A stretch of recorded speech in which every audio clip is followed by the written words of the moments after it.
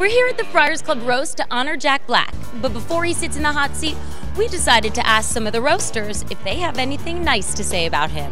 He's cuddly. I'm excited. I never roasted a human marshmallow before.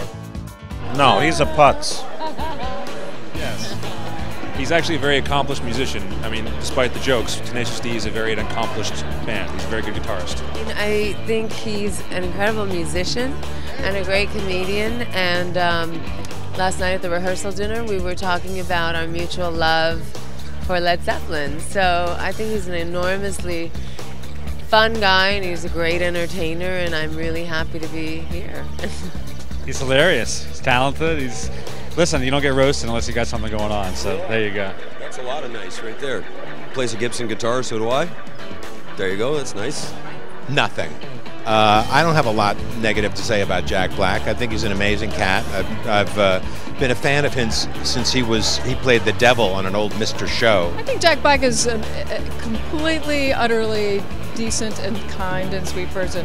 So it's going to be interesting to see what horrible things people think to say about him. Yeah, I have a lot of nice things to say about him. I feel like he's got a real intergenerational appeal because I can watch School of Rock with my 8-year-old daughter, and I've also sat in the back of tour buses laughing over the Tenacious D stuff with the guys in the Grateful Dead. So he spans the generations. Oh God, that's easy. That's actually the easy part. I've been a huge fan. When I first discovered Jack Black, it was with Tenacious D, pretty much the greatest rock band ever. So, I mean, I'm a fan. I've always been a fan, and I think his success shows that obviously he's got a lot of people that love him.